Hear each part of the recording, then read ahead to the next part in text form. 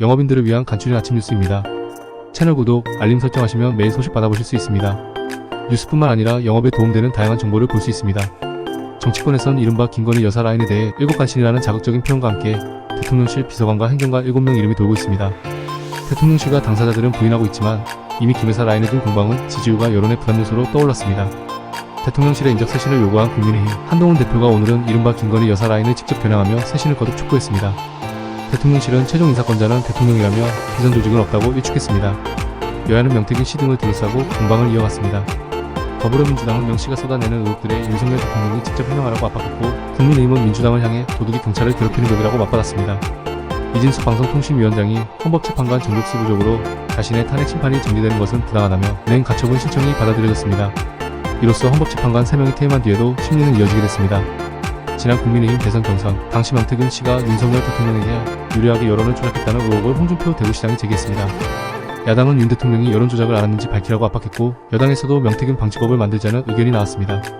윤석열 대통령은 2년 5개월간 24차례 법안 거부권을 행사했는데요. 헌법재판소 산하연구기관에서 대통령이 거부권을 신중하게 행사하는 게 바람직하다는 보고서가 나왔습니다. 오늘 서울시 등을 상대로 한국행정안전위원회 국정감사에서 여야는 오세훈 서울시장을 상대로 공천 개입 의혹의 핵심 인물로 꼽히는 명태균 씨와의 관계를 집중적으로 추궁할 것으로 보입니다. 20여일 앞으로 다가온 미국 대선, 민주당에서 오바마 전 대통령에 이어 클린턴 전 대통령이 해리스 후보의 지원 유세에 나섰습니다. 해리스와 트럼프 두 후보는 최대 격전지인 펜실베이니아에 동시 추격합니다. 김정은 북한 국무위원장이 국방 및 안전 분야에 관한 협의회를 소집해 평양 무인기 침투 사건에 대해 당면한 군사활동 방향을 제시하고, 나라의 주권과 안전 이익을 수호하기 위한 전쟁 억제력의 가동과 자위권 행사에서 견제할 중대한 과업을 밝혔습니다. 남한의 무인기가 평양 상공을 침범했다는 북한 주장에 대해 러시아가 북한에 대한 한국의 주권 침해이자 내정 간섭이라고 동조했습니다. 한국 당국이 북한의 경고를 매우 심각하게 받아들여야 한다며 무모한 도발로 한반도 긴장을 고조시키는 걸 중단해야 한다고 촉구했습니다. 미국 항공우주국 나사가 목성의 위성 유로파를 조사할 무인 탐사선을 발사했습니다. 목성을 향해 5년 반 동안 이동한 뒤 지구 밖 생명체의 존재 여부와 생존 여건을 조사할 예정입니다. 가수 제시의 팬이 사진 촬영을 요청했다가 제시의 일행으로부터 폭행을 당한 사건이 논란입니다. 경찰은 당시 현장에 있던 프로듀서를 불러 조사했고, 가해자인 A씨의 신원을 확인하고 있습니다. 경찰은 가수 제시도 불러 조사하는 방안을 검토 중이라고 밝혔습니다. 공개 코미디와 각종 예능 프로그램에서 거침없는 입담으로 큰 사랑을 받아 원 코미디언 이진호 씨가 자신의 불법 도박 사실을 고백했습니다. 불법 도박으로 감당하기 어려운 빚을 졌다고도 했는데, 그룹 방탄소년단 멤버 지민 등 동료 연예들이 금전적 피해를 본 것으로 확인됐습니다. 법무청이 설립된 이래 사상 처음으로 대리 입대가 적발됐습니다. 20대 남성은 생계가 곤란한 상황에서 병사 월급을 나누자는 제안을 받았고, 이를 받아들여 실제로 군생활을 하기도 했습니다. 배달 플랫폼 마이너스 입점 업체 상생협의체가 어제 수수료 부담 완화 방안 등을 놓고 7차 논의를 이어갔지만 합의 도출에 실패했습니다.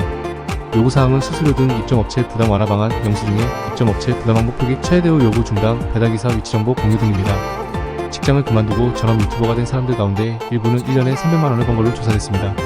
상위 10%는 평균 1억 800만원을 번 걸로 나타난 반면, 하위 10%는 평균 수입이 300만원으로 최저임금에도 크게 못 미쳤습니다. 금융당국이 비은행 건 가계부채 증가세가 심상치 않자 보험사와 저축은행을 포함한 이금융권 회사들을 긴급 소집해 가계대출 증가세를 점검하는 실무회의를 가질 예정입니다.